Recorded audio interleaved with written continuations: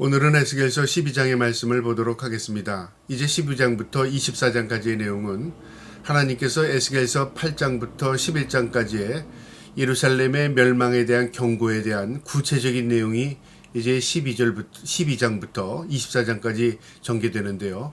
하나님께서 환상을 통해서 하나하나 에스겔에게 보여주시고 또 에스겔을 통해서 에스겔이 직접 이스라엘 민족에게 증거하게 하시고 자신의 모습을 통해서 하나님께서 이스라엘 민족에게요 경고하시는 내용입니다. 오늘도 이 말씀을 통해서 하나님의 경고, 하나님의 메시지를 들을 수 있는 저와 여러분 되기를 축복합니다.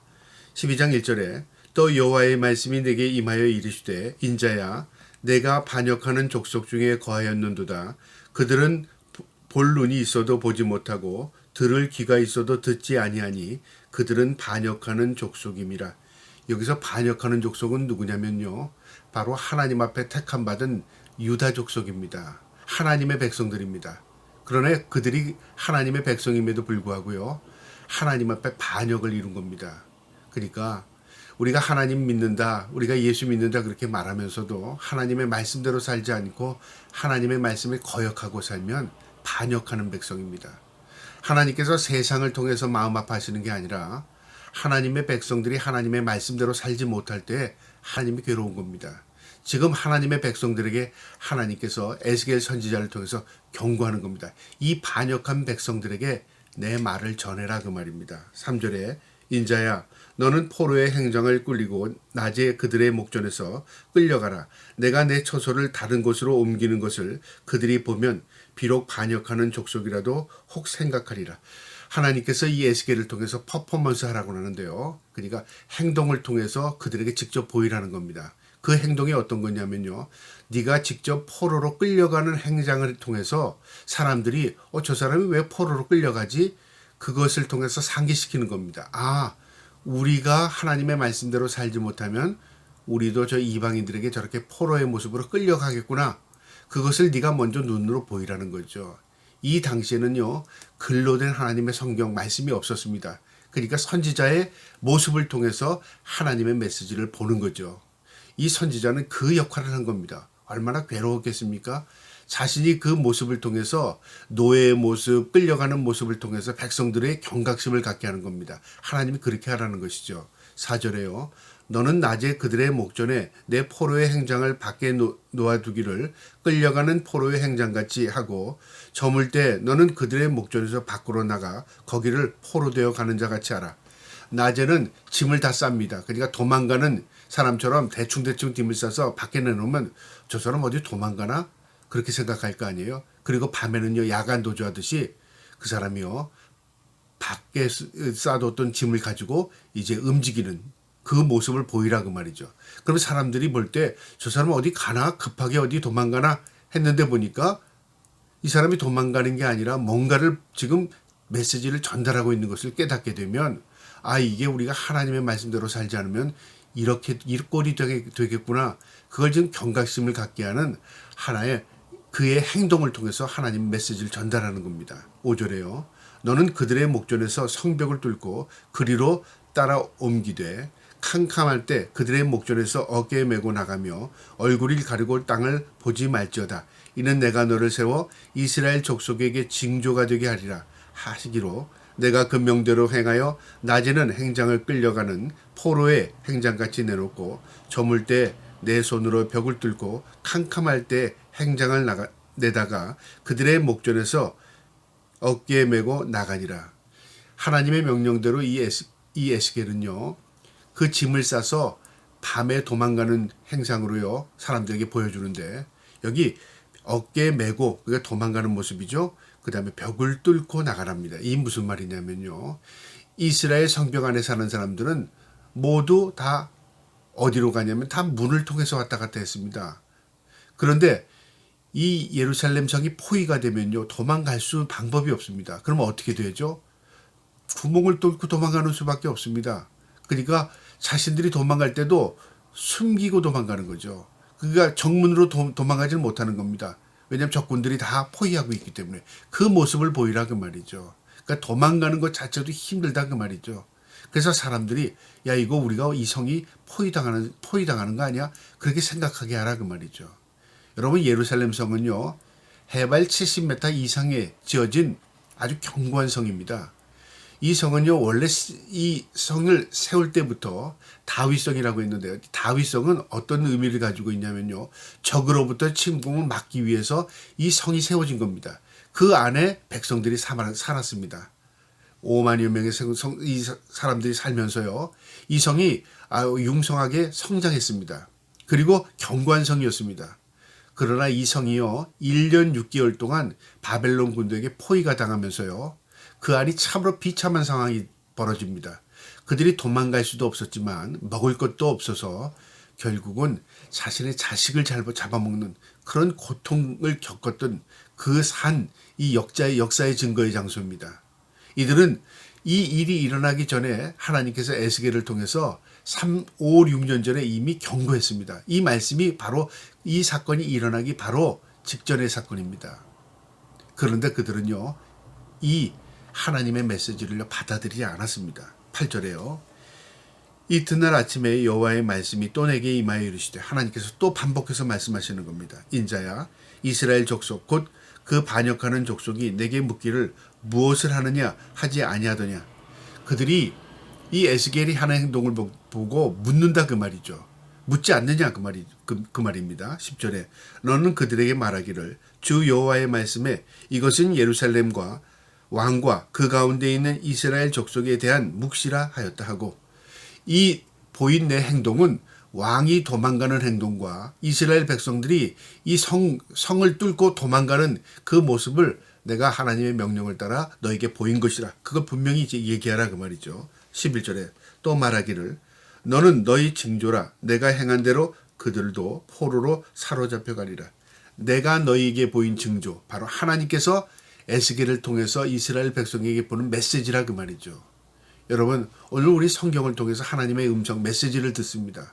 이 당시에는 선지자 에스겔을 통해서요. 에스겔을 환상 가운데 보게 하시고 그 환상을 전하게 하셨고요. 또 에스겔의 이 행동을 통해서 이스라엘 민족에게 하나님의 메시지를 전달했습니다. 그러니까 그들은 보고 하나님의 경고를 받아들이면 되는 겁니다. 그런데 그들은 그 메시지를 받아들이지 않습니다. 12절에요.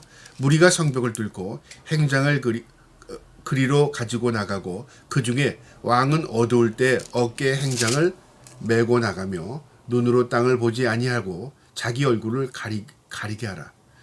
왕도 도망치는데요. 왕도 밤에 도주합니다. 그러니까 적으로부터 노출되지 않기 위해서 밤에 도망갑니다. 이 시드기야가 이 말씀대로 그대로 밤에 도망쳤습니다.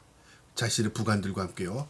그러다가 얼마 가지 못해서 붙들립니다. 바벨론 군대에게요. 그리고 끌려와서 아들도 다 끌려옵니다. 그리고 아들들은 시드기야 왕이 보는 앞에서 죽고요. 그 다음에 시드기야는 두 눈이 뽑혀서 불구가 된 상태에서 바벨론으로 포로로 잡혀갑니다. 하나님께서 그 일이 있기 전에 5, 6년 전에 이미 경고하신 메시지입니다. 13절에요.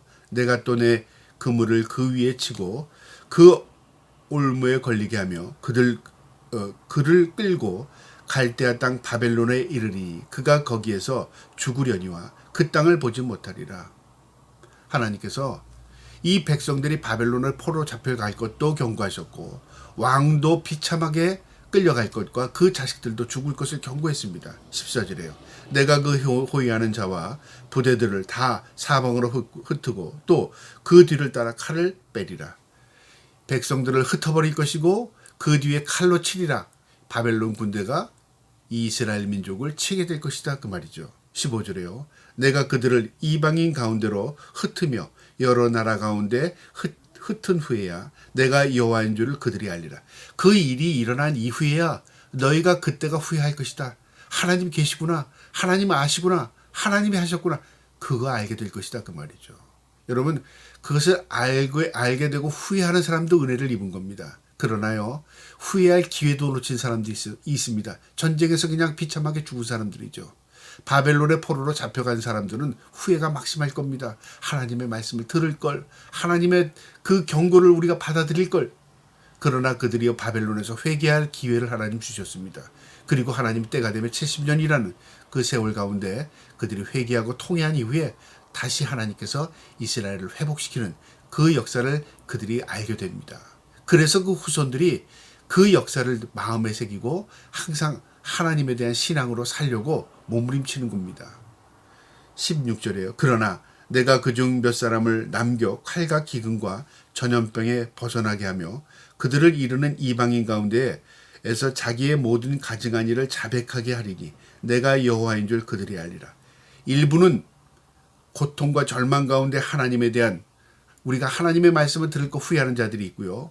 또 몇 사람은 칼과 기근과 전염병을 벗어난다. 그러니까 전쟁에 죽지 않고 살아남아서 하나님의 계심을 깨닫게 된다. 자신의 죄를 자백할 기회를 주신다 그 말이죠. 여러분 이렇게 혼란기에도 하나님의 은혜를 입은 자들이 있습니다. 세상에 이 종말이 올지라도 그 종말 가운데 심판당하는 사람들이 대부분일지라도요. 그중에 남겨진 자들, 하나님의 긍휼과 은혜를 입은 자들이 있습니다. 저와 여러분이 그런 사람으로서요. 이 땅에서 하나님을 의식하고 믿음으로 살기를 주님의 이름으로 축복합니다. 19절에 이 땅 백성에게 말하되 주 여호와께서 이스라엘 자손과 이스라엘 땅에 대하여 이르기를 그들이 근심하며 그 음식을 먹으며 놀라며 그 물을 마실 것은 이 땅 모든 주민이 포악으로 말미암아 땅에 가득한 것이 황폐하게 됨이라. 예루살렘이 1년 6개월 18개월 동안 바벨론의 포로로 그 도성이 묶이게 되는데요. 포위가 당한 겁니다. 그러니까 그 안에 있는 이스라엘 백성들은요 고립되는 거죠. 나오지도 못하고 밖에서 들어가지도 못합니다. 그리고 그 안은 점점 메말라 가는데요. 먹을 것이 없어서 고갈됩니다. 결국은 자식을 잡아먹습니다. 이 비참한 꼴이 되는 거죠. 여기서 그들이 먹는 것도 고통이요. 그리고 근심과 놀라움으로 물을 마시고 음식을 먹는답니다. 그러니까 편안이 없는 거죠. 내가 내일 죽을지 모레 죽을지 오늘 내가 굶먹어 죽을지 무엇을 먹을지 하루하루가 고통 가운데 지내게 되는 것입니다. 그것을 그들이 경험하게 될 것이다 그 말이죠. 20절이요. 사람이 거주하는 성읍들은 황폐하며 땅이 적막하리니 내가 여호와인 줄 너희가 알리라 하셨다 하라. 그때서야 그들이 하나님의 계심을 알게 된다. 여러분 비참하지 않습니까? 하나님의 계심을 우리가 의식 가운데 있을 때 참으로 하나님 주신 평화와 우리가 은혜를 입을 때 하나님에 대한 의식을 가지고 있다면요. 얼마나 우리가 하나님의 영광을 위해서 살 수 있겠습니까? 또 하나님께 찬양하며 경배할 수 있지 않겠습니까? 그런데 그거 다 기회 놓쳐버리고 그들이 비참한 상황에 고립되었을 때 절망 가운데 있을 때 그때 깨닫는 겁니다. 하나님의 말씀을 들을 걸. 여러분 우리가 그런 후회 없기를 바랍니다. 21절에요. 여호와의 말씀에 또 내게 임하여 이르시되 하나님의 말씀이 또 에스겔에게 임합니다. 22절에 인자야 이스라엘 땅에서 이르기를 날이 더디고 모든 묵시가 사라진지라 하는 너희의 이 속담을 어찌 됨이냐. 이 참 선지자들이 하나님의 메시지를 전할 때 백성들이 그 말씀을 온전히 받아들이지 않았고요. 그게 언제 일어나? 그랬는데 그들이 메시지를 전하고 시간이 지나도 일어나지 않는 것 같거든요. 그러니까 에레미야 선지자가 고통 눈물의 선지자 아닙니까? 하나님의 메시지를 전하면 이스라엘 민족들이 받아들이지 않았을 뿐만 아니라 시간이 지나면서 더 핍박 가운데 있는 겁니다. 네 말대로 되지 않았잖아 그 말이죠. 에스겔도 마찬가지입니다. 선지자의 고통은요 하나님의 경고하는 역할을 합니다. 근데 경고할 당시에는 변함이 없는 거죠. 평소와요. 이 경고가 지난 이후에 어느 기간이 지나면 하나님의 그 말씀이 그대로 임합니다. 그 당시에는 이 백성들이 선지자를 우습게 여기는 거죠. 그 일이 언제 일어나? 그러면서 역으로 거짓 선지자들이 활기치기 시작합니다. 아니야, 하나님은 우리를 축복하셔. 우리는 선택받은 백성이야. 우리는 복을 받을 거야. 세상은 잘 될 거야. 이렇게 거꾸로 하나님의 메시지를 혼미케 하는 거짓 선지자들이 생긴다 그 말이죠. 그러면 어디에 미혹될 것 같습니까, 여러분? 현재 상황을 보면 그런 일이 일어나지 않거든요. 그러니까 참된 선지자들은 다 핍박을 받았습니다. 우습게 여김을 받습니다. 반대로 거짓 선지자들은 우리가 좋아하는 이야기를 합니다. 현실감이 있다 그 말이죠. 그러니까 어떻게 합니까? 거짓 선지자 쪽으로 기우게 되는 겁니다. 지금 이 상황도 바로 그 상황입니다. 안 믿는 거예요. 그러니까 속담처럼 생각하는 겁니다. 그런데 하나님이 너희의 속담, 그 속담을 내가 뒤집을 것이다. 다시는 그런 속담 너희가 하지 못하게 만들 것이다 그 말이죠. 23절에 그러므로 너는 그들에게 이르기를 주 여호와께서 이같이 말씀하시기를 내가 이 속담을 그치게 하리니 사람이 다시는 이스라엘 가운데서 이 속담을 사용하지 못하리라 하셨다 하고 또 그들에게 이르기를 날과 모든 묵시의 응함이 가까우니 이스라엘 족속 중에 허탄한 묵시나 아첨 많은 복술이 다시 있지 못하리라. 거짓 선지자들의 이 헛된 것들, 이 거짓말 다시는 내가 반복되지 않게 내가 분명히 너에게 하나님의 계심을 보여주겠다. 선지자들, 하나님의 선지자들의 말이 어떻게 응답되는 걸 너희가 보게 될 것이다. 하나님이 경고하라 그 말이죠. 25절에 나는 여호와라 내가 말하기를 내가 하는 말이 다시는 더디지 아니하고 응답하리라. 반역하는 족속이요 내가 너희 생전에 말하고 이르리라. 나 주 여호와의 말이니라 하셨다라. 너희의 살아생전에 임하는 걸 너희가 보게 될 것이다 그 말이죠. 지금은 너희가 우습게 여길지라도 네가 죽기 전에 살아생전에 이건 무엇을 의미합니까? 곧 얼마 후에 일어나게 될 건 네가 알게 될 것이다 그 말이죠. 여러분 하나님의 임재가 언제 나타날지 우리는 누구도 알 수 없습니다. 그러나 우리가 분명한 것은 이 하나님의 임재가 점점 가까이 오신다는 겁니다. 그리고 하나님의 심판이 점점 가까이 우리에게 닥친다는 것입니다. 그래서 우리가 기회 있을 때 하나님 앞에 우리가 영광된 삶을 살아갈 수 있을 때 우리의 삶을 통해서 하나님께 영광 돌리는 것 그게 은총을 입은 자의 모습입니다. 26절에요. 여호와의 말씀에 또 내게 임하여 이르시되 인자야 이스라엘 족속의 말이 그가 보는 묵시는 여러 날 후에 일어나리라. 그가 멀리 있을 때 대하여 예언한다 하였느니라. 그들이 하나님의 말씀을 우습게 여겼다 그 말이죠. 먼 훗날 얘기다. 이건 일어나지 않는다 그 말이죠. 여러분 우리는 이 땅이 마치 살아가는 게 천년만년 살 것 같이 내일을 의식하지 않고 사는 사람들이 얼마나 많은지 모릅니다. 여러분 그러나 우리의 인생은 한시적인 인생입니다. 시한부 인생입니다. 내가 100년을 살아도요. 심지어는 200년을 살아도요. 그 기간이 다 닥치면 하나님 앞에 섭니다. 예외가 없습니다. 그것을 의식하고 사는 사람 이게 지혜로운 사람입니다. 마지막 28절에요. 그러므로 너는 그들에게 이르기를 주 여호와의 말씀에 나의 말이 하나도 다시 떠나지 아니할지니 내가 한 말이 이루어지리라. 나 주 여호와의 말이니라 하셨더라. 내 말은 한마디도 땅에 떨어짐 없이 반드시 이룰 것이다 그 말이죠. 너희가 믿던 믿지 않던 하나님이 하신 경고의 말씀은 그대로 임하는 것이다. 너희가 그것을 보게 될 것이다 그 말이죠. 여러분 하나님의 말씀 성경 말씀은요 1.1획도 땅에 떨어짐 없이 모두 응답되어집니다. 지금까지도요 응답되어졌고요 응답되어지고 있고요 그 다음에 이루어질 것입니다. 여러분 그래서 우리는 말씀을 믿는 겁니다. 그게 예수 그리스도를 믿는 겁니다. 말씀이 육신이 되어 이 땅에 오신 분이 예수 그리스도입니다. 우리가 예수를 믿는다는 것 하나님의 말씀을 믿고 사는 것입니다. 저와 여러분이 오늘도 그 말씀 붙들고 하나님의 말씀 가운데 승리할 수 있기를 주님의 이름으로 축복합니다. 아멘.